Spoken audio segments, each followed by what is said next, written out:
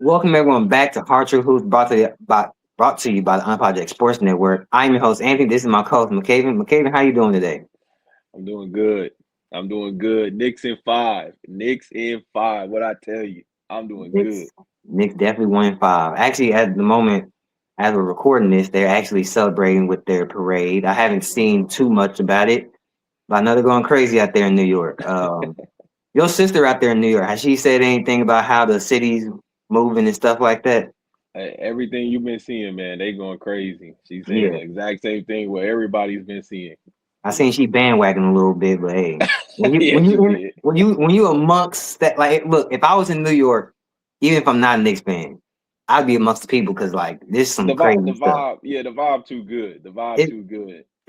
it's summertime New York, which is already what I'm saying, Mhm. already regarded as crazy. The Knicks won the championship for the first time in 53 years. You think they ain't going crazy out there? You know what they were doing in the 70s when they won? You know what I'm saying? People got phones and all kind of stuff now. But the NBA finals are over. The Knicks won the championship. The San Antonio Spurs lost in 5 games to the New York Knicks. Um, I feel like for me personally, um, a bulk of how I feel about this finals is more the disappointment in the Spurs more than it is the what the Knicks did. And the reason for that is because the Spurs folded, literally folded. It wasn't like usually in a 5 game series, it's can you hear that? My son is beating on his thing with No, it. I can't. I can't Okay. hear that. Okay, good. But no, so the Spurs usually in a 5 game series when a team loses like this, like you think back to 2014 when the Spurs beat the Miami Heat, it was just like each game was just out of reach. The Miami Heat just couldn't keep up with what the Spurs were doing, and that's how you get a gem sweep like that.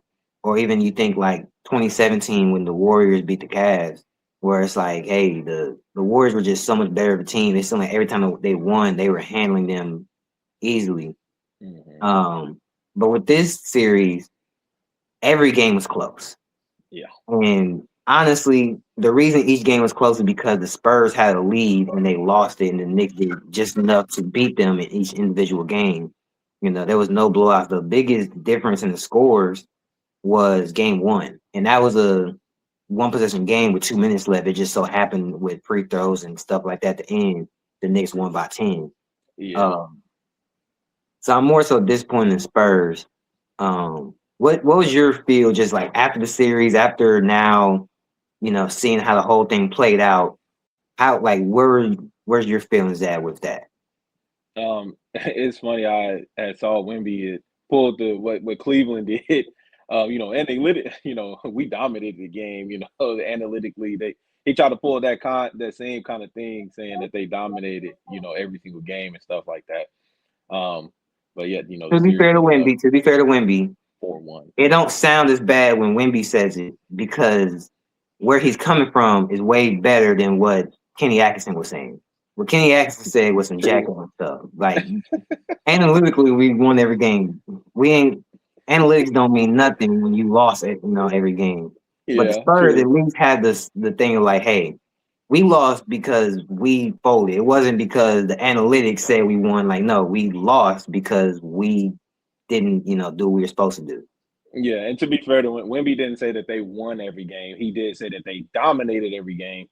Um, and and stuff like that. So I would I'm not going. He didn't say that they won when they didn't. So, but no, my takeaway is that like we talked about it, it was just a bad matchup for the Spurs. Um, and it's just and my favorite thing in the playoffs when it comes to the NBA is it's matchup based everywhere. It does not matter. It's literally matchup based. We saw it years back with that Heat team, that AFC Heat team beating the number one seed, So it's matchup based. It really just comes down to is it the best matchup for your team or not?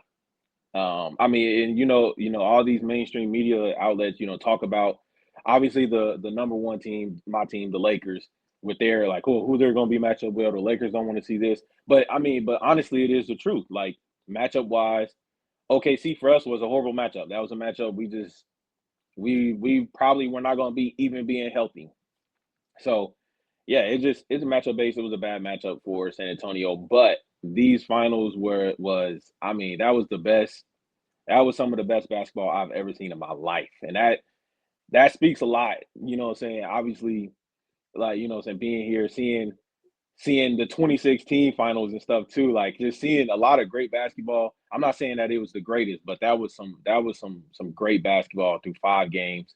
Um, it's it's fortunate for me because I picked it right, you know, Knicks in 5, but it's unfortunate for just basketball in general that we only got to see 5 games of the great basketball. It would have been beautiful to see 7 games. Um, but you know, I'm not mad about it because I picked Knicks in 5 and that was correct. Well, the thing with that is, like how you just mentioned 2016, which let me actually try to find 2016 series, because that series, the first 4 games of the series, it wasn't like, oh, we watching amazing hoops. It honestly was the Cavs coming back down 3-1, Yeah. and then the game 7 was, that was the thing. Is my keyboard? I'm not even prepared to Yeah. do the work. That game 7, in my opinion, this is just me. That was probably the greatest basketball that I've watched. When I think about just all of the basketball that I've seen, I think the 2016 game 7 was the greatest game that I personally watched. Okay, so in this series, in the 2016 series, Warriors versus Cavs, Warriors won game 1, 104-89. They won game 2, 110-77. I don't remember it being that bad. Cavs won game 3, 120-90. And then the Warriors won game 4, 108-97, which was of all these games so far, the only game within 10 points, but still a very, you know, Controlled win. right. Curry had 38 that game, which is so funny because people like to be like, "Oh, he was hurt," but he had 38 though. He wasn't hurt that game. Uh, then game 5, you get the Cat. Obviously, the Cavs won every game remaining in the series. It was 112-97. That was the game with Kyrie and LeBron both had 41. Mhm. My personal favorite game in the series. I understand game 7 was a good game. My personal favorite game was game 6. I don't that game right there. I'm telling like that game was 115-101. LeBron had the 41. LeBron was Again. dunking everything. He stink Curry stuff and talked shit to him. That's when Kyrie hit Curry with that like swing behind the back, and Curry was whoa, whoa. And then that game right there was amazing. And then of course game 7, which all these games were blowouts and relatively high scoring, especially for the time. And Mhm. then you get game 7, 93-89. It was a rock fight. Yep. Draymond Green led the team the whole game to score in that game. Um, but I'd much rather personally have a series like what we just had with the Knicks versus the Spurs, and it being Mhm. 5 close games versus because like through 5 games in this series, no game like really only one game was within 10 points. Through 5 games in the Cavs versus Warriors series, there was only one game that was within 10 points versus, and I think the actual score of this series, let me see, Knicks versus Spurs. Like I said, Knicks won game 1, 105-95. Game 2, 105-104. Game 3, the Spurs won 115-111. Game 4, Knicks won 107-106. And game 5, the Knicks won by 4. This series is like you can't get no closer than this damn near when it comes to a series. What was that? 10-point win, then one, so they're plus 11. Then there's -4, they lost that one. That'd be 8. Then +1, so then 9. And then they won the series by 13 points. Now, obviously, basketball doesn't work that way, right? The Spurs Yeah, yeah, scored yeah. 13 more points over the course, like, obviously. But it's like there's some time where a series where it's like blow out this way, and like, oh, it might look like, oh, a team only won by 3 points, but it's like it was a 30-point blowout this game and a 27 blowout this game. Like, yeah, of course, right? They only won by 3. Uh, I will say though, for my prediction, because I said either Spurs in 7 or Knicks in 6. I want it to be in 6 for the Knicks' sake because I more so want to see them win on their home floor and see how the crowd was going to be because I knew Game 6 is going to be so crazy. But They couldn't do that. That's for that exact reason. New York would have exploded if they won in New York. right, but then also halfway through the game, once I was seeing Brunson was doing what he was doing, and then he had at this point he had like in his mid-30s, and the rest of the Knicks had like 30 points. But I'm like, Brunson, go ahead, keep going, keep going, because you don't like performances like this. A lot of the time, results in a loss for the person that has half the team's points. I think of just a few years ago with Donovan Mitchell. He had 50 points. The Cavs scored 100, and they lost against the Magic. That was a series that went 7 a few years ago. And then obviously, I always think of 51, 8, and 8 from LeBron. You know, he did everything he could. Still wasn't enough. You know what I mean? And performances like that, get remembered. And I think that what Brunson did is a very memorable performance. Especially me having a son who's probably not going to be that tall, right? I'm like, hey, I watched this live. I remember my son. I'm like, you were in your bed sleeping when I was watching this game. Jalen Brunson is at best 6'1", maybe, maybe, and he just went out there and dominated against a 7'4" dude. Like, who says you can't? You know what I'm saying? Do anything, right? Hey, So, unranked David versus number 1 ranked Goliath, man. hey, man. So, but overall, I do want to give the Knicks a shout out. I mean, like I said, I really like when teams that haven't won for a long time or teams that like I never would have thought they would have ever won. I mean, I'm 26 years old now. I just turned 26. We're both 26 now. The last time they went to the finals was 27 years ago. So we weren't even alive. So literally all our lives, we haven't known the Knicks to be this good team. And then for them to go out there and get it without having a quote unquote top 5 player, without having multiple like top star, because you think about how most teams win, it's especially in the past, what we grew up watching is you got a player who's in the conversation for best player in the world, and you got a running mate that's like also a high level all NBA caliber player, if not MVP level player and stuff like that. But for them to go out there with the power of friendship, shout out to Villanova boys. It just I love to see that. I mean, they were a 53-win team, which based off of like past NBA champions is a low number. That is. They got a team of winners though, man. They got a team of winners. They have a team we talked about in our last video. They have a team. They have a full team of guys who know what to do in certain situations, who've been there. And and this kind of brings up a conversation of when guys like win national titles in college, and and some people may think like, how much does that really matter? But it matters. It really matters, because then when you put in this situation, in the finals, guys been there before. This is not new, right? Even if this is their first time in the finals, this is not their first time in a highly pressured situation. So it's important, I think. Now, obviously it depends on their role on said collegiate championship team or whatever. But yeah, I mean, it's they are a team of winners. They got a team of winners together. Yeah, I want to say Brunson obviously won the national championship at Villanova. So did Josh Hart, and so did Mikal Bridges. Did I Cat believe Brunson win? was twice. I believe Brunson was twice. Did Cat win a championship at Kentucky? Uh, I want to say he did. I remember.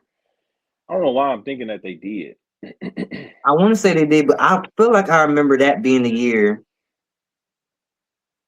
I want to say that was the year Or they was lost it to Duke Frank that year? Kaminsky. Nope, they lost in the national championship They to lost in the Wisconsin. That Nash. was the one they lost to Frank Okay. Kaminsky and Sam Decker. Houston Okay, they Rockets legend lost. Sam Decker.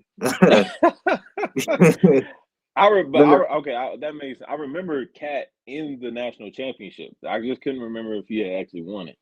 So that was the year Kentucky was 38-0 going into the national championship game, and then they lost. Yeah. So even though they did not win the championship, they did a whole lot of winning that year regardless. Mm-hmm.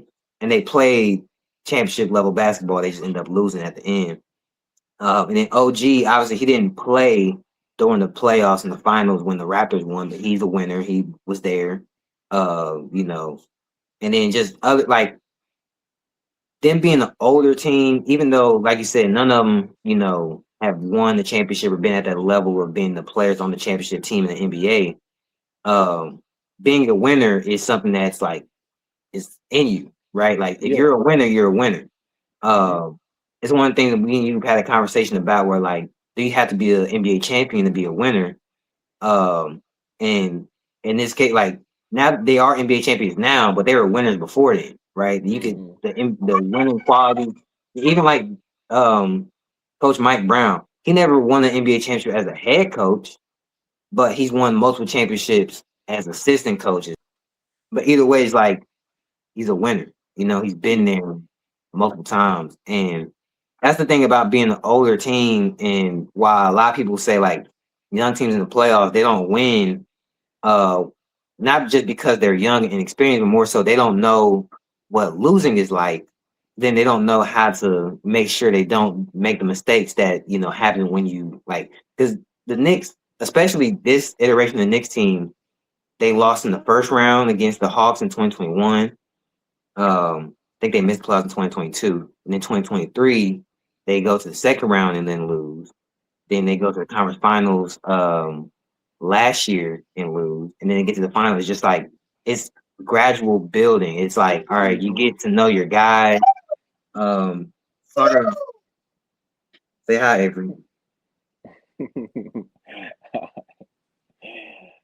Part of being a winning team is knowing like, okay, this is like these players, they can't play in these high pressure moments and situations. But then you see like when the Knicks had Tom Thibodeau as their coach, he didn't trust nobody on the bench because he was so focused on trying to make sure they don't lose that he's only playing the guy.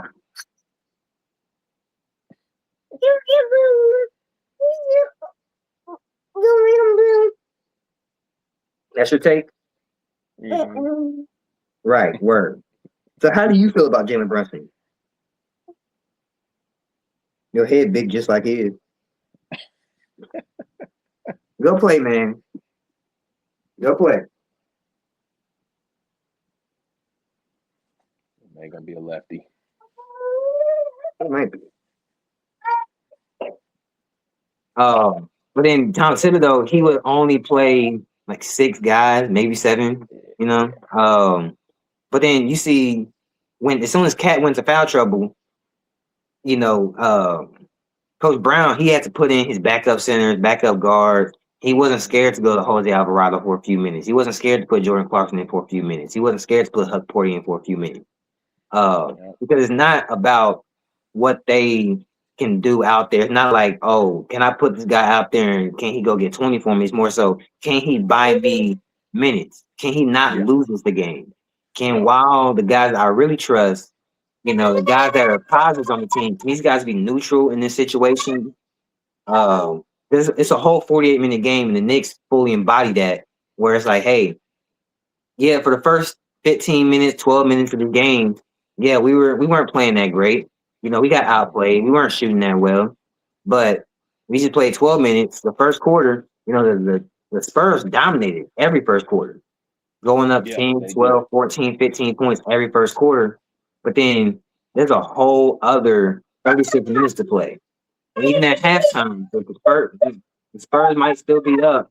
Now we got a whole nother 24 minutes.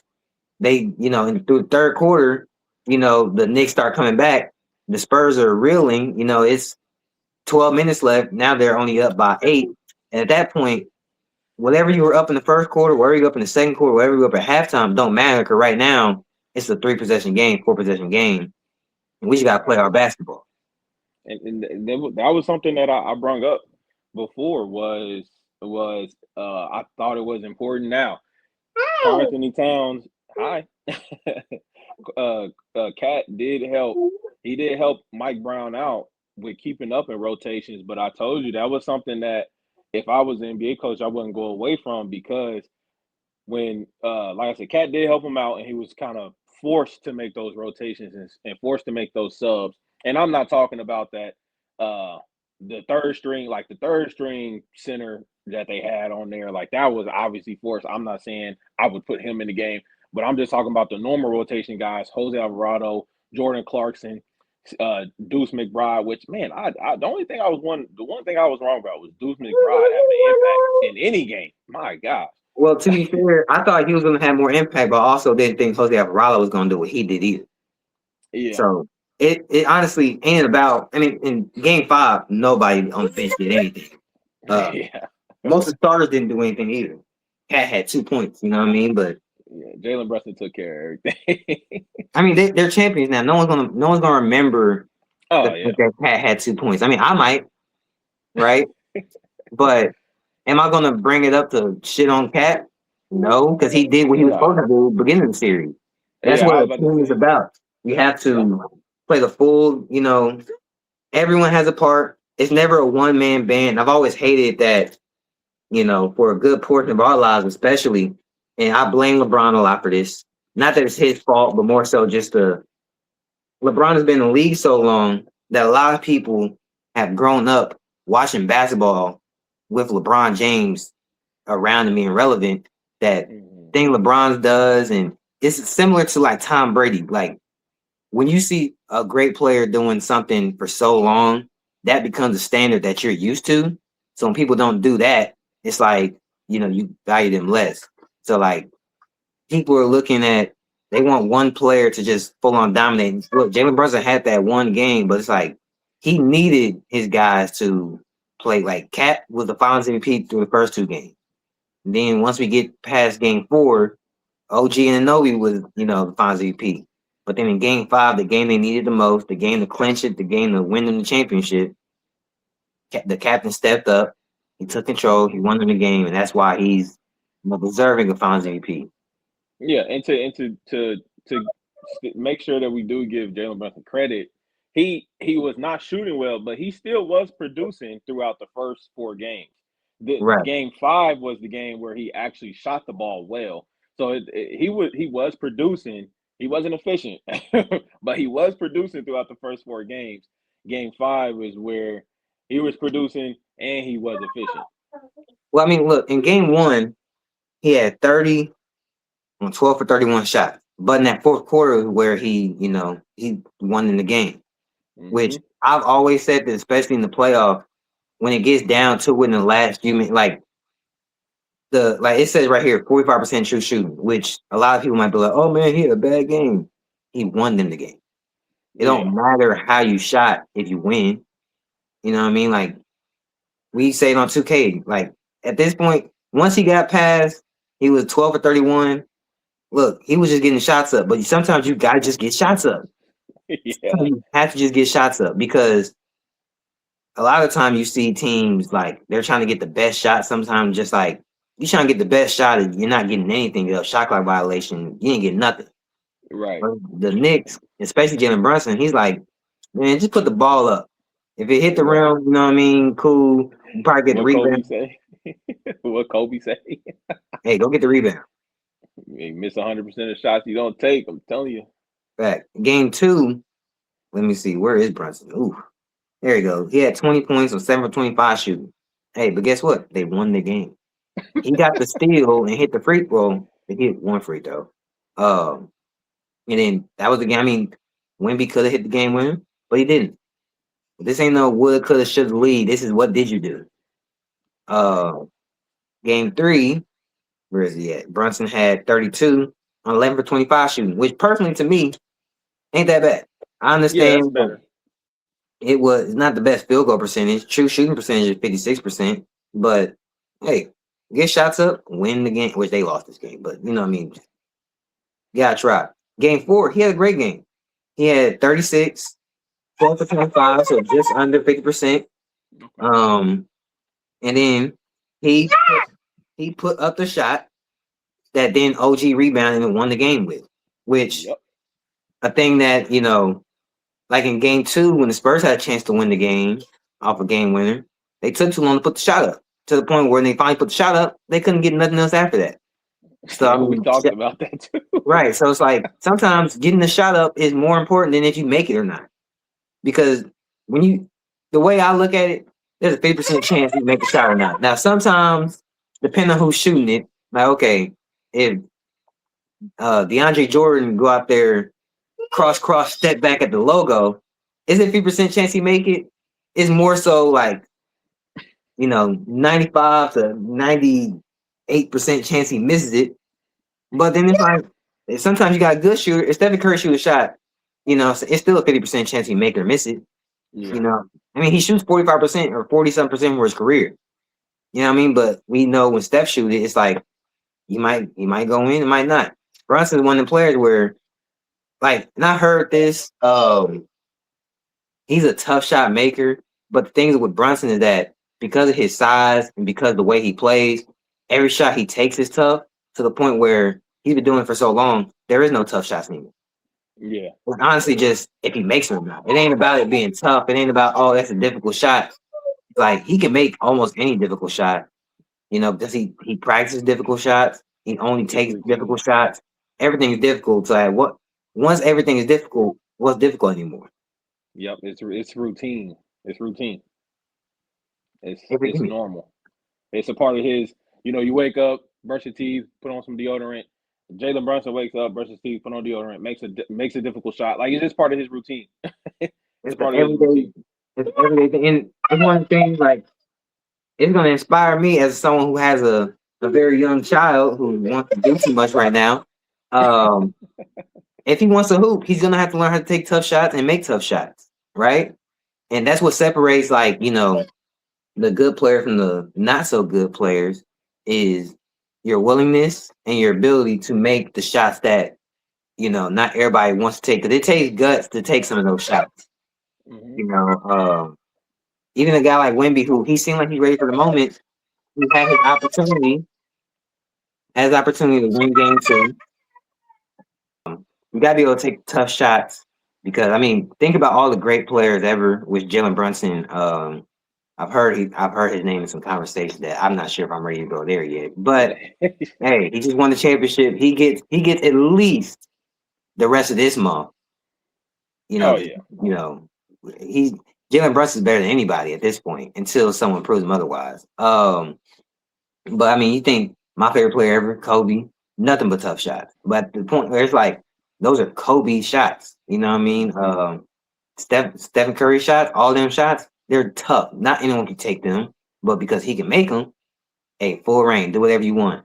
LeBron, when he started doing that, the FU3, hey, who's gonna tell him not to shoot that? He got 40,000 points and counting. You gonna tell him not to shoot that? Look, he made enough buckets where he can do whatever he wants. Same with Kevin Durant, same with all the greats, Michael Jordan, all them guys. They just all the shots that are difficult, they're no longer difficult when you work on them and when you perfect it. Uh, Yep. so I want to give a big shout to the Knicks. Shout out to them for winning the championship. I didn't have no doubts of this team necessarily as far as like how good they are. I knew they were a good team, but it just seeing it be put together. Um, I'm really happy for them. Happy for all the New York fans because they deserve this. But let's talk about the Spurs now. I'll let you go first because I feel like I got a lot to say about the Spurs.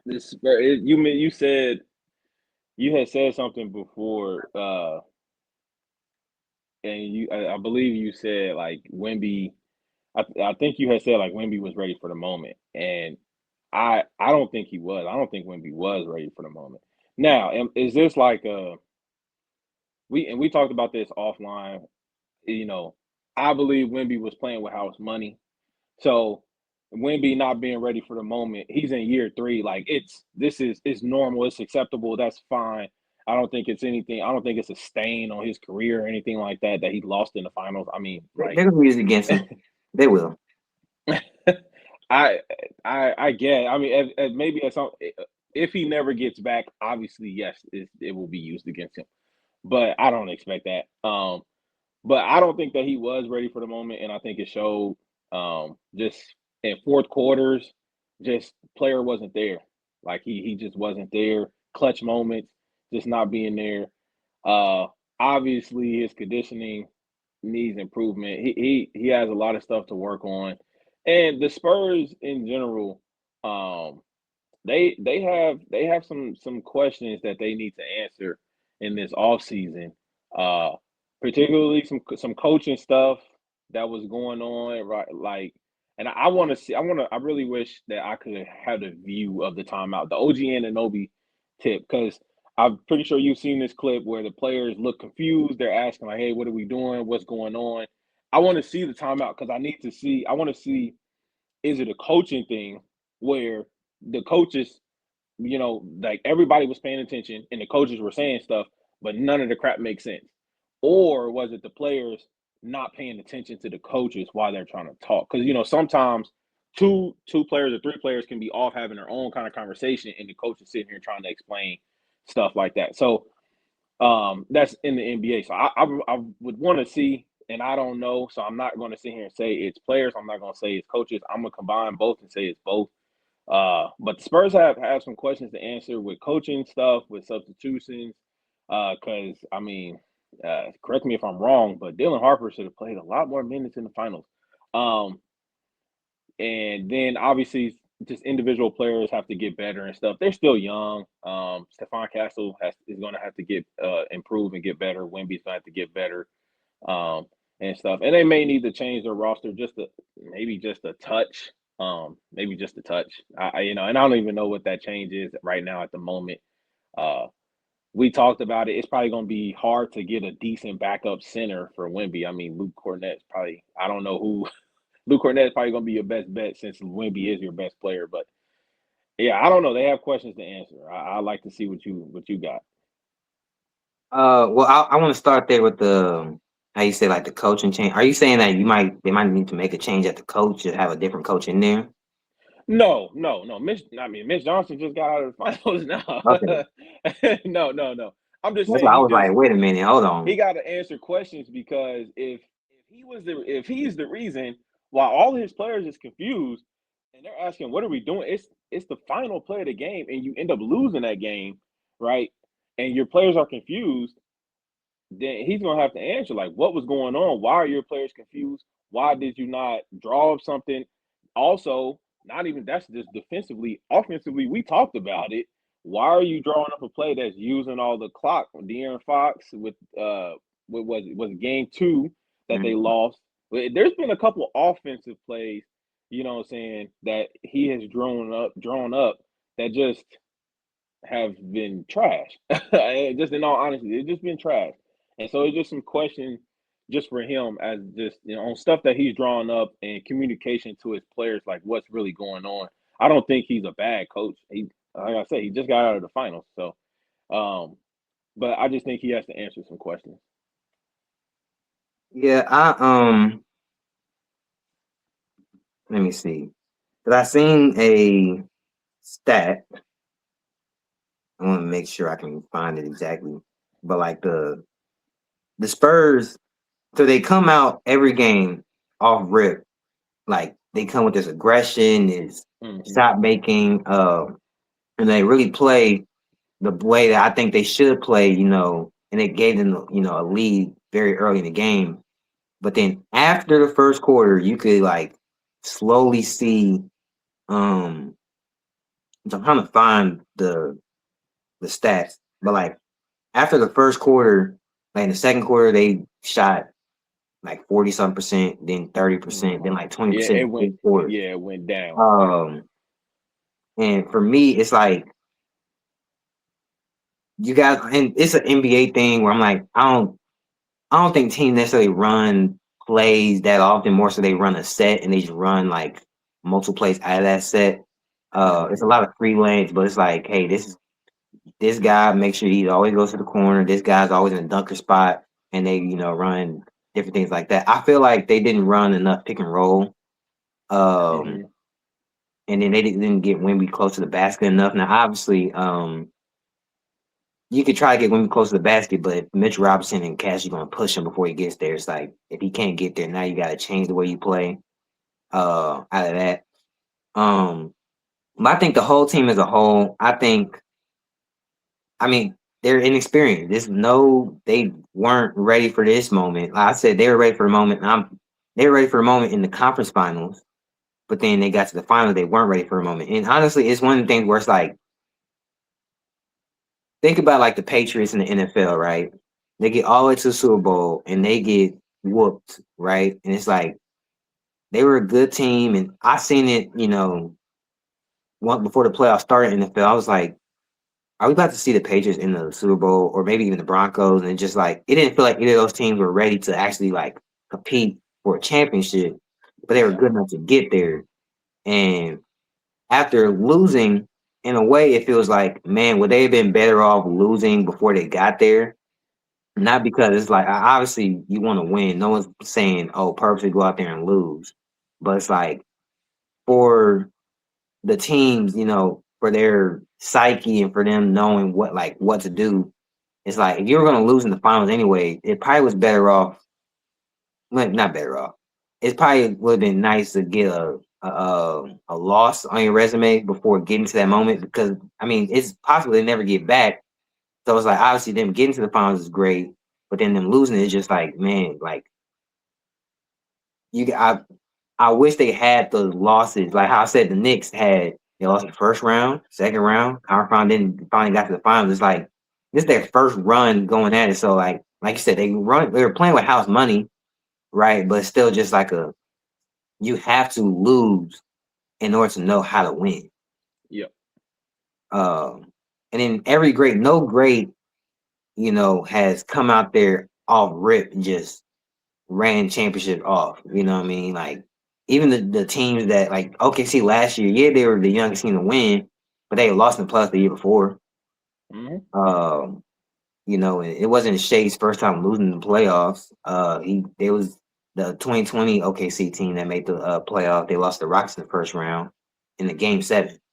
And it's just like you have to know the speed of the game, how the game changes. And I think you can see a lot, especially with Wemby, is his conditioning, like you said, very wasn't that great. Once we got past the second, or I don't think the second half of these games. Uh, Yeah. Outside of game 1 or game 2, when he had the good second half, he pretty much kind of always like didn't do a whole lot in the second half.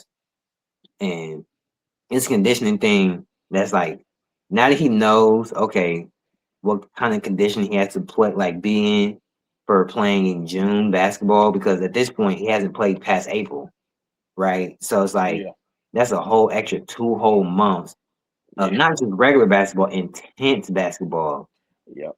that he had to play. So for me, a lot of the change the Spurs had to do. I mean, the biggest change a lot of people want is De'Aaron Fox. Now, obviously, um, he didn't play good at all, but I don't think they can get rid of him just like that. It's gonna take some time. If they get rid of him, it might be late off season, or they might have to wait till a trade deadline. But at that point, if you got him up to a trade deadline, you might as well just keep him. And just hope, because that was De'Aaron Fox's first time being there, and he had an ankle injury. Which injuries like that, where it's like, okay, he has an ankle injury, but he's playing, and he had a clutch shot in game 4 to seal it, I think, or game 3 to seal the game. So I'm like, if he could hit a clutch shot and seal in game 3 with an ankle injury, I'm not trying to hear that in game 5 when he's shooting all these BS shots. Plus, I'm watching someone else who game 1 ankle injury, um, and especially game 5, that play where Wemby put his foot right on Jalen Brunson, and he made the shot, still everything like that. He's still out there and close. So I don't give a damn about the injury thing, unless you tore your Achilles or you got a hamstring falling the bone. I personally don't care about the injuries. especially when it comes to making a shot. Use your wrist, use your arm. Yeah, if you're on the court, you will be judged for being on the court wherever you play. They say it in the NFL as far as like tape, but even in the NBA, if you're on the court, that's the tape that you're putting out there. That's the tape you're putting out there, regardless if you hurt. That's on tape. That's your tape. When it comes contract time, even if you hurt, hey, you out there on the floor playing. If you was hurt, you shouldn't have been out there. So if you can't, if you can't produce, if you can't, be yourself, don't be out there. I don't blame. I don't. I'm gonna let you keep going. I don't blame De'Aaron Fox as much as probably the rest of the world does. But I wonder why you keep going real quick. Just how much do you blame the Spurs loss on De'Aaron Fox? Specifically game 5, he definitely lost in that game. I would say that. He definitely made a lot of bonehead plays. A lot of shots he took, I didn't like. And it's one of the things where like I was hearing people say, "Oh, these are De'Aaron Fox type of shots." I'm just like, yeah, but he that like how we were saying like the tough shot takers and makers is like he take the tough shots, he don't make them though. So it's like, should he be taking those tough shots? Like he got thoroughly outplayed by Dylan Harper this series. So as far as saying like, do I blame De'Aaron Fox? It's like, no, because honestly, he shouldn't have been in there. Should have been Dylan Harper. So I mean, part of that blame I want to get to De'Aaron Fox, I'm giving to Mitch Johnson because why don't you have, your second best player on the team out there? I know he's a rookie. I get it. But at the same time, it's like De'Aaron Fox might as well be a rookie. This is his first time this far in the playoffs. This is everybody's first time this far in the playoffs, other than Luke Cornett and Harrison Barnes. Yeah. I know no one else has been here, so it's like, go with the guys who are playing good at the moment. It's not one of the things where it's like, let's say the Lakers for some reason get to the finals, right? But LeBron is stinking it up. But it's like, oh, he's been here though. It's not like that. It's like, hey, if you're put your best players on the court to give you a best chance to win, because this series, I mean, the Spurs could have won in 5 themselves. Oh yeah, They very well could have won in 5. They could have swept. Now, obviously, basketball don't work that way. Where it's like you look back in retrospect, but like, oh man, if you guys don't make this mistake, you guys win. It's like, there's mistakes that happen throughout the whole game. But I'm just like, if I'm gonna give blame to De'Aaron Fox, it more so goes to that game in particular. I mean, game 4 as well, kind of some of the mistakes he made in game 4. Going up for that layup, and then like how I they. can I can understand game 4. Why do you say game 5 more so? It was the shots he was taking in the second half that were. Let me see. He was 3 for 15 and 2 for 7 from 3. Now I don't know about you. I don't know. That's 2 for 7 from 2, 1 for 8 from 3. And a lot of those 2 are mid-range shots. So it's not like he's missing a layup. He's missing mid-range shots. That honestly, I feel like the Knicks were fine with those shots. You know what I mean? Like a lot of people, especially in like current basketball, don't like the mid-range shot to begin with. But when you got one of those guys that can hit them, then it's like it's an efficient shot. But when De'Aaron Fox is going out there not hitting any of those shots, and it's helping like in the games where every single one of these games, the Knicks are coming back. And like I said, once we get to the point in the fourth quarter where it's a 2-3 point game, all the analytical stuff and trying to get 3 pointers and trying to be the most, analytically driven basketball, none of that matters. Can you make shots or not? And he was missing shots. And his misses were directly tying into the Knicks getting the ball and going down there and scoring. So it's like blame for taking shots. Like I can understand if he's taking good shots and missing them. He taking shots. I didn't like him when I seen him pulling up. I'm just like, I don't like that shot. Even if he made it, I could say I didn't like the shot, which he wasn't making. But what did Stephon Castle shoot? See, this thing, I'm giving De'Aaron Fox a lot of blame. Stephon Castle's not out of. He's not out the woods either. And I actually really liked Stephon Castle. He was 1 for 10 that game. The one he had was a putback at the end of the game when the game was pretty much already over. It was kind of just like, oh, keep him in the game, like, it ain't over just yet. Like, it was over. Yeah. And let me see how many. He only had 4 fouls, so it wasn't like he was completely out of foul trouble. I mean, he had a little bit of foul trouble, but it wasn't too crazy. So I mean, his shooting was bad too. But De'Aaron Fox, because he's the veteran, right? And they got him to be the clutch player, right? He's supposed to be the leader in these moments. He wasn't doing none of that. So I'm blaming him as far as that, and the fact that he's getting paid a lot, or he's about to be getting paid a lot. He's about to. Yeah, he's about to. Like Stephon Castle, second year in the league. Dylan Harper, first year in the league. Wemby, third year in the league. It's like, okay, these scars, we can be like, okay, we would have hoped they played better, especially Stephon Castle and Wemby. Because Dylan Harper, I don't think anyone had any complaints about what Dylan Harper did. Right? Talking about playing with house money. He went all in with the chips and straight up hoop. There's no bad thing. Even the fact that he missed that layup that would have tied the game. Can I blame him for taking it? Dylan Harper and AJ Mitchell are two lefty guards who earned themselves some pretty hefty paydays this postseason. Well, I mean, Dylan Harper can't get paid yet. This is rookie year. No, I know he can't, but that's what I'm saying. But that's as long as he and I think he will. He seems like the kind of player who will continue. Like he'll only continue to get better, more efficient, more confident. That's just what he seems like. Not like I know him personally or anything like that, but and so if he continues to get more confident and continues to get better, that payday is coming. Yeah, that payday is coming. For me, like we talked about offline, as bad as the loss this is, because people are going to say this is one of the worst finals losses ever. Like, as someone who watched the series for the Spurs, this is a very bad finals loss, considering they led, I think it was 78% or 74% of the whole series. Like literally, like most of the games they're winning until they lose. Yep. There was a very real possibility this was 1-0 Spurs. There's a very possibility it was 1-1 Spurs after game 2. They end up winning game 3, and then game 4 is a possibility they tied the series up. And I mean, once we got to game 5, I mean, they were down 3-1 already, but like they could have forced the 6 to go back to New York. I wasn't picking them to go to force it to 7.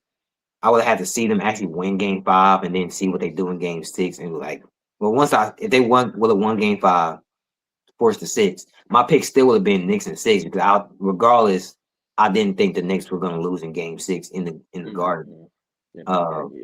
So it's like it's a good learning experience though, considering how young they are. If the Spurs were, I'm trying to think of a team that's on the older side. Let me think. If the Spurs were the Lakers, I don't want to say Lakers. If the Spurs were the Cavs, this is way worse loss. Oh yeah, because the Cavs at that point is like you guys are already aging and getting up there, and you guys' window is probably shutting after this year. Like the Knicks going out there and winning this, and we will talk about it. Maybe not this episode. We've already been going for a while. The Knicks came in, got the championship, and now if they don't win the championship the next year, the next 2 years, 3 years, it's fine because they got the one. The Spurs, their window is still open, and a lot of people they're probably the favorites for next year. I think I've seen they're the favorites for next year already. What I wanted to say though for the Spurs, specifically, because I think if the Spurs are being the Spurs like they always have been and keep things super close in-house and being a really good organization, then the 4 people that aren't going nowhere are Miss Johnson, Wemby, Stephon Castle, and Dylan Harper. Everything else around that, they can, but this is basically the new, which I don't want to disrespect the older guys. This is the 2026 version.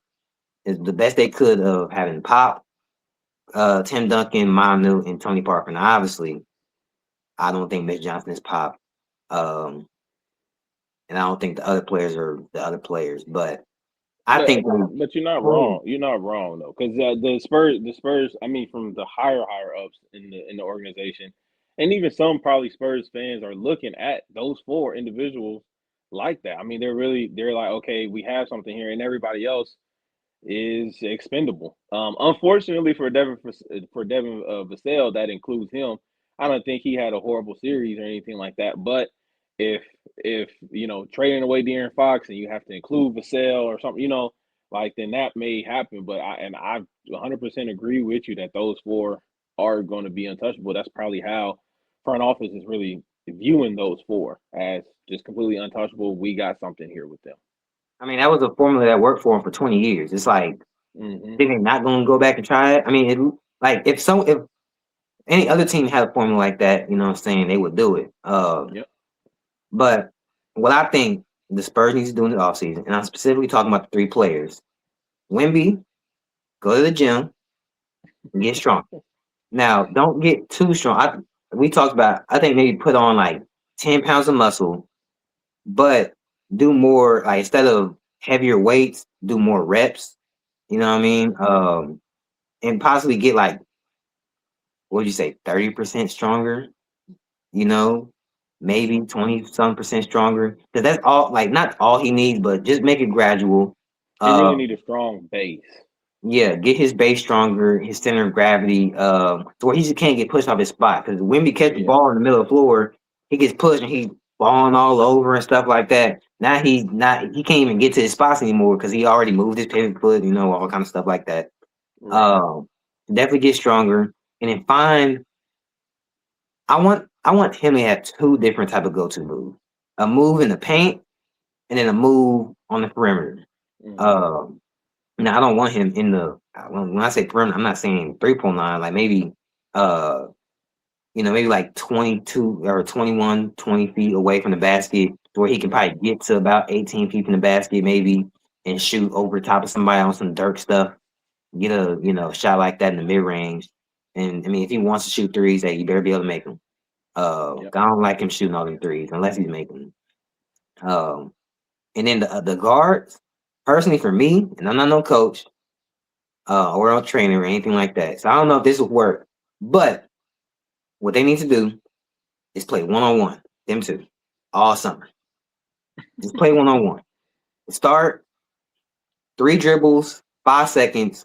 They gotta get a layup, and then do another 3 dribbles, 5 seconds, get to a mid range shot, and then just do that, and then another 4 dribbles, no shot clock. Just try to get a bucket regardless. Just one on one because what Wemby's going to need of them, if they're going to be the guards that's going to be helping Wemby out, during his career, they're going to have to because Wemby's not the type of player, where you give him the ball and he can just instantly just make something out of nothing, right? Yeah. Those guards are going to have to do a lot of that for him. Yeah, exactly. Um, and with them playing one on one against each other, one, it will sharpen them defensively as players because they're already good defenders. But them being the backcourt, to guard the other team is going to be great, you know.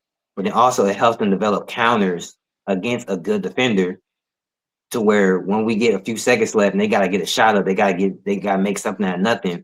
They're comfortable in those situations because that's what the Knicks were doing. They're comfortable Jalen Brunson was comfortable making something out of nothing, Hmm. right? To where you could play 20, seconds of good defense.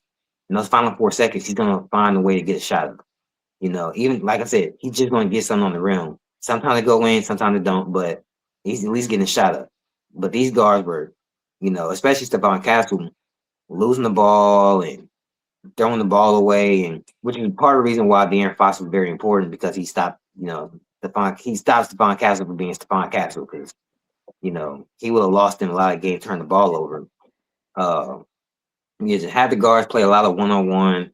Definitely try to develop shots, but definitely try to get them to uh, just work together on trying to get better together. So they're going to need to help each other, and then they're going to also need to help Wemby.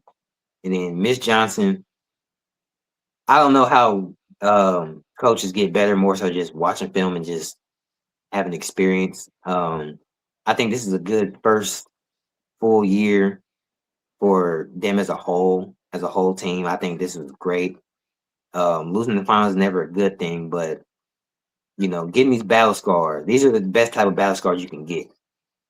You Mm-hmm. know, if they would have lost in the first round this year, which I don't think was going to be possible, but if they It'll lost in be the first sad. round, just them being a young team, it's like, okay, they lost in the first round, so then next year they can be better prepared, but then they get to the second round, now they're not prepared for that. So it's like, at least they Yeah. got to the point where it's like, you can't get much closer than they got, especially considering, like, now if they went to a game 7 in the finals and lost in that, it's like, okay, that's the ultimate, like, you cannot get further than that.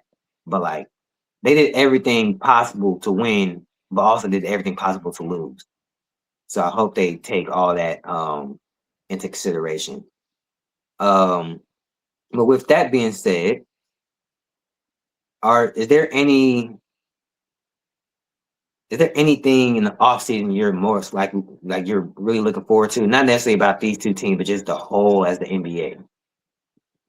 Yeah. Actually, uh, I'm looking forward to seeing like this just the offseason in total. I think there's gonna be some trades and some shifts. There could be. Let me say that there could be some big trades and shifts. Surrounding obviously Giannis. If Giannis is moving right, then that's shifting the landscape a little bit, and there are a lot of other moving parts that have to happen when you have because of these contracts, like Giannis's contract. Jalen Brown is another one, right? You talk about De'Aaron Fox, like these numbers on these contracts.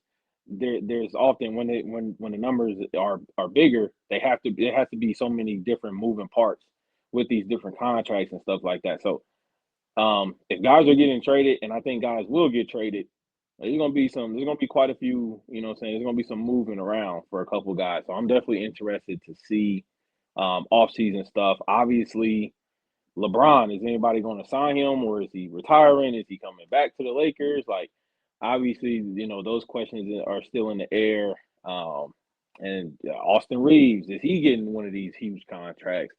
So there's just so much this offseason. I don't know if this offseason will be like a huge free agent signing. I think it may just be more trade focused, rather than just like signing left and right, like these crazy signings. Yeah, we don't get those summer of 2016 where KD's signing somewhere and uh, I forgot who else signed. I know KD was the big one, but then even like the summer of 2019, that was the year before was when LeBron left Cleveland. Like you don't get players like that, being free agents and just, you know, Yeah, they're up for grabs. Like Kawhi and Paul George. I mean, Kawhi was a free agent, but then Paul George got moved. You don't see players of that stature getting like Jokic, Wemby, Shea, Luca. They're not going to ever be just straight up free agents. You yeah. know, teams have seen players of those calibers just walk, and they're like, "No, we're not doing it." Not Um, walking for so nothing. definitely going to be some trades. The only thing that scares me with these trades that because it has to be so many moving pieces, especially with the second apron, it's like you got to make the contract match so much. Hmm. Uh, and if you're trading players like a Giannis, for example, Giannis doesn't want to go to the Brooklyn Nets. Like the Brooklyn Nets can, absorb that contract no problem, but like he wants to go to a team that can win. And a lot of these teams that can win are already expensive. They're gonna have to trade some of their expensive guys to get an even more expensive guy, and now the team's not as good, even though they added a better player. Right. Um, so it's interesting in that point. And then that makes it to where those deals aren't happening first day of free agency, second day of free agency. A lot of the time they happen days, maybe a week and some change after free agency Yeah. opens up to the Like point weird, where like day 13, 17, yeah, it's to the point where weird it's like days. when KD signed with the Warriors, it happened on July 4th. It happened on 4th of July. So it's like, okay, it was only a few days into free agency, you know, but he also wasn't holding up anybody per se. Like these trades hold up what teams do for free agency because they're like, we don't want to give this guy $10 million if we're going to need 8 Yeah. million for Giannis. You know what I mean? So hopefully, which the Giannis stuff, the owner or the GM of the Bucks has said like by the draft we'll know if we're gonna trade or re-sign Giannis. And the draft is coming up next Tuesday.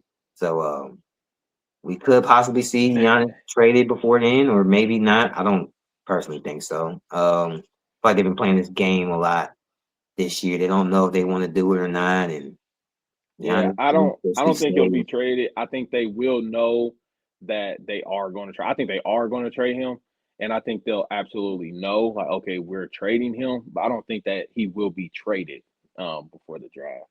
and the thing is, like, if they a lot of what I've heard is the Bucks want to get younger. Obviously, they have the 10th pick in the draft, and a lot of teams, not a lot of them, but a few of the teams that are above them are interested in Giannis. Like Atlanta's interested. I know who else was it? It was what's the draft order actually? How can I?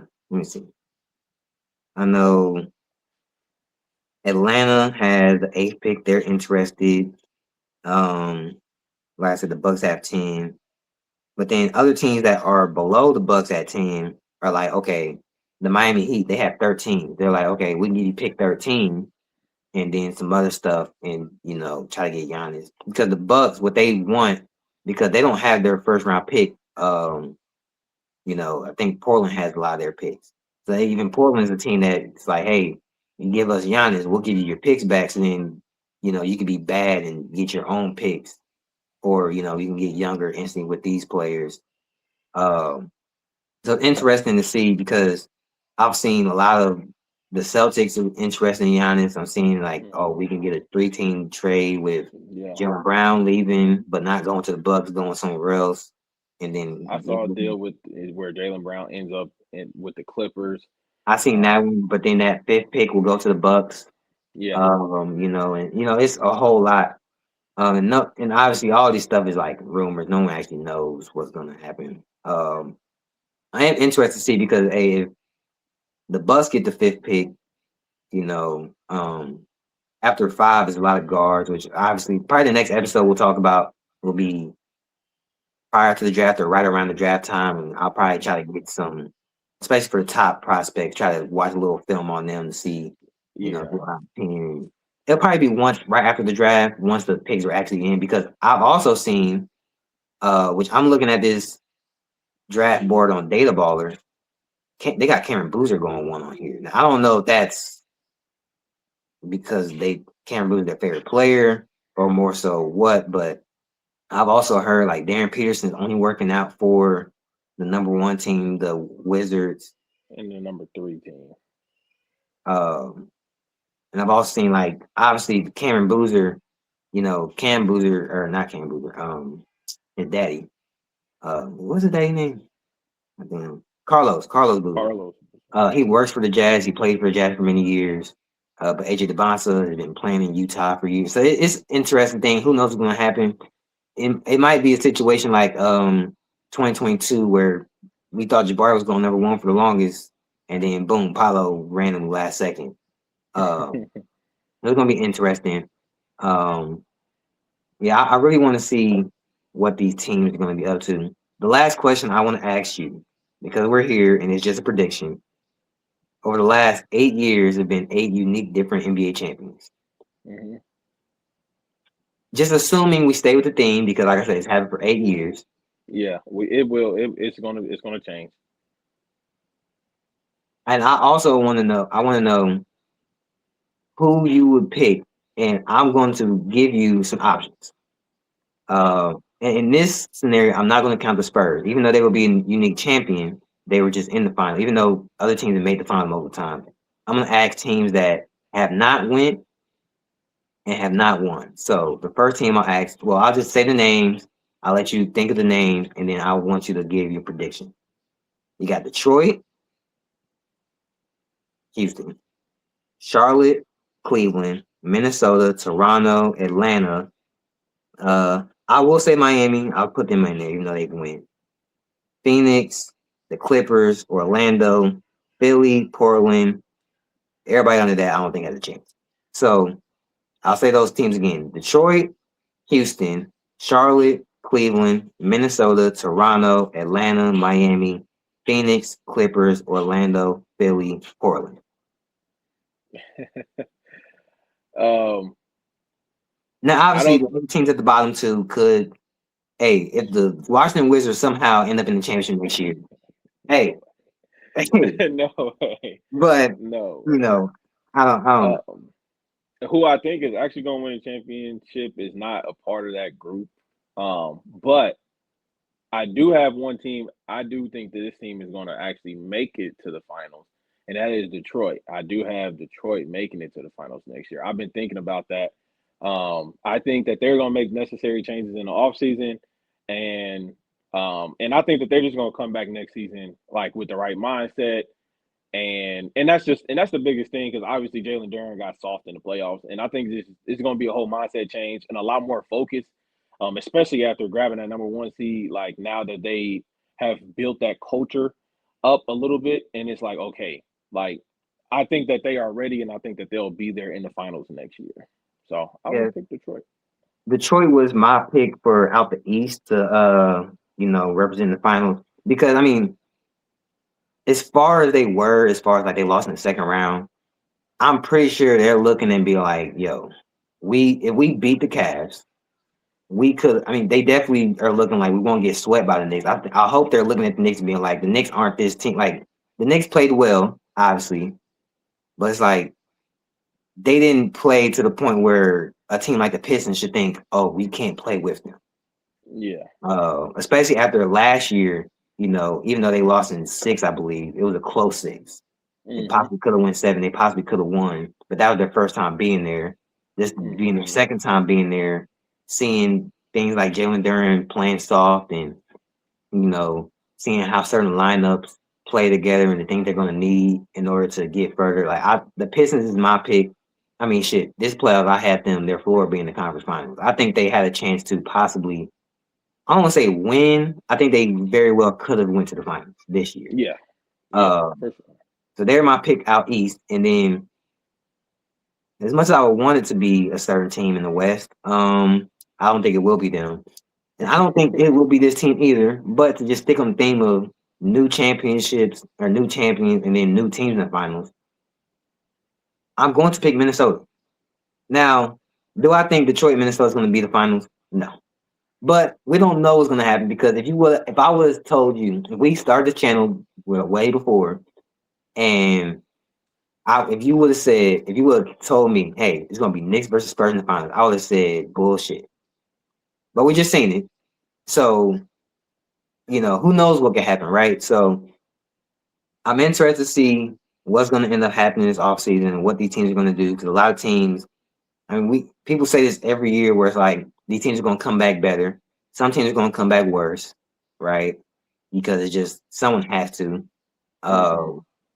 Certain teams that were great this year might not be so great next year. Some teams that are bad aren't going to be so bad. It's gonna be a team that's in this like these bad teams from the Pelicans, the Bulls, Mavericks, Memphis, the Grizzlies, the Bucks, Pacers, Jazz, Kings, Brooklyn, Washington. One of those teams is going to be solid. Wizards.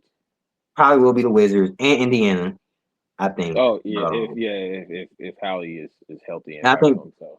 I'm not picking Dallas to make the playoffs, but they could be in that play-in conversation for sure. Oh yeah, because Kyrie is coming back. Yep. And Utah as well. I think Utah could also be in that play-in conversation as well. Yeah, it's gonna be different. It's gonna be a different outlook. It's gonna be different, and everything like that. I got out of the West. I got Lakers over uh over the Pistons, and it's not delusion. I like we can talk about it next video or whatever, but this is not Laker fan delusion. I got Lakers over Pistons in six, not five this You know time. what's so funny? Actually, I have a old tweet I put out years ago. No one ever seen it, but I have a tweet. I had in there 2027 Western Conference Finals, Houston versus San Antonio, and that I want to say I tweeted that after I think it was after Wemby got drafted. So I was looking at the Rockets young core at the time with the Spurs, where I'm like, give it a few years, we'll be meeting each other in conference finals. Now it's not impossible, right? Especially No, seeing it's Spurs not. had went there, and then the Rockets are a current team that's trying to compete, right? Hmm. Trying. So it's not impossible. Um, I mean, if the Rockets look, I would love to say I picked the Rockets to go to the finals. I don't believe in them. I wish I could have that blind, faith in my team. I watch this Nah, team too much. I can't. I can't. If James Harden couldn't do it, I don't think this team can. I But I think Bron's gonna re-sign with us, and I think it's and there's a reason why Bron would re-sign. It's because I think we have a front office who can put together a plan and put together a team, and they're not afraid to spend money. So that's the reason why. Like it's not blind faith. Trust me, it's not blind faith this time. I will give the Lakers a better chance than the Rockets. So I have more faith in y'all than I do in my own team. But I don't have more faith in y'all than OKC, San Antonio. There's only two. The only two teams that are definitively better than us is OKC. I'll give it to you. OKC and San Antonio, they are better than the Lakers. Those are the only two teams that are like, yeah, you can right now be like they are definitely better than the Lakers. Everybody else, no, they're not definitely better than the Lakers. You can make an argument, but they're not definitely better. The team I stopped at that I'm looking at, It's the either Denver or mile Minnesota. the Mile High City, and I'm just like, before the playoffs, I for sure had them being like, oh, yeah, they're gonna be better than the Lakers. But then the way Minnesota just walked them down, I'm like, I don't know, because it's like I don't believe in Denver more than I believe in Minnesota, but also don't believe in Minnesota being like Minnesota's that like they're the best of the. I don't know where to put like they can be really good, but they're gonna stay really good right here. They're not Yeah. gonna reach past that. Like Hmm. you know, like if you want to make it to the finals, if you want to be a great team, you gotta be able to beat Minnesota. But that doesn't mean like if Minnesota beats you, you ain't there yet. If you can beat Minnesota, you might be. So shout out to the Minnesota Timberwolves being that team that bridged that gap for a great team. So I mean, hey, like last year, y'all lost to Minnesota, got whooped. That So I if mean, we would have faced them this year, that wouldn't have happened. hard to say. Hard to say. Yeah, I mean, Luka didn't play at all in the playoffs. It's We hard to would say. we wouldn't need Luca to beat them this year. I'm not worried about that. I think y'all would need a Luka personally. I Y'all would have need a Luka. I'm not even about to do the. I get it. I get it. Nah, man, I get it. I'm not even about to. Every team needs their best player. I used to kind of be a little bit like, oh no, they might not need to. They need y'all. Y'all need y'all best player. hey, against Uh, OKC or San Antonio, yeah, you got me. We we need Luca, but nah, man. but you know what? I think this was a really great season. Actually, the next episode I really want to do is I want us to talk about all the moments from this season because this season Yeah, was personally in the last. I say the level of fandom I've reached in the NBA. I think I reached this level around 2015 or so. So about mm, 11, 12 years of watching the NBA and really being this locked in. Like I was watching it before, but I didn't have league pass. I wasn't watching as many games. Now I've had league pass for the last like 5, 6 years. yeah, So I've watched a whole lot of NBA basketball a lot. Um, and this is probably my favorite season. Most seasons, a lot of people be like, "Oh man, this is the best NBA season since whatever." I'm like, no, this is legit my favorite NBA season in a long time. I think from the start of the season up until all the way through the finals, I think this is the best the league has been as far as like the best. Now, obviously, there was a lot of bad teams this year. A lot of people are gonna focus on that and be like, "Oh, how can it be so good when all these teams are bad?" Personally, I'm not watching when the Wizards played against Atlanta because who cares? But when San Antonio versus OKC play, I'm watching. When the hmm Spurs play Boston, I'm watching. When Boston plays New York, I'm watching. I'm watching those teams because those good teams are really goddamn good to where I don't care about how bad the bad teams are because when it comes down to it, who cares what Washington look like against Memphis? yeah, yeah. You know what I mean? Like, No because a one's lot of watching people that that was game. their complaints was it was a game against Utah versus Brooklyn, and they were like, "Oh, they're sitting their starters." They'll name 5 people on each team, anyways. Right. That's what I'm like. It don't matter, but I'm like, and then when Charlotte might Oh yeah. Charlotte came through. like a team like Charlotte is like you can't be mad at NBA season when a team like Charlotte, who's been really bad for years, has a really good season. And like I think they're gonna be a playoff team next year. At least I hope so. I So, hope, man. They made me mad this year, man. they Really pissed disappointed me. off. This whole playoffs, not this whole playoff, but the first round, the reason I was so off in my prediction with the Denver or not Detroit versus the Magic, because I didn't think the Magic were gonna beat it to begin with. Yeah, I'm And then the fact that the Magic, went up 3-1 and then lost it, I'm just like, I don't even like what was even that? Like, they were supposed to be there, then they go up 3-1 and then lose it. They would have been better off just losing the play-in, But all in all, though, shout out to this NBA season. It was really great. But yeah, if you got anything else, this has been a long episode. I'm gonna edit it down decent, but you got anything else? nope. Well, yeah, man. Shout out to the NBA. Shout out to this season. The 2026 season came to a close with the Kings being New York and Jalen Brunson. Hopefully they take down the Statue of Liberty and put a Brunson statue, or just put a big ass Brunson statue or big ass Brunson jersey on the Statue of Liberty. I think that probably be a better option. Yeah, with all that being said, ladies and gentlemen, we will go ahead and get out of here. We'll be back soon with another episode of Harsher Hoops brought to you by Unapologetic Sports Network. That's Desmond McCaven. I'm Anthony. You guys have a good one. Peace out.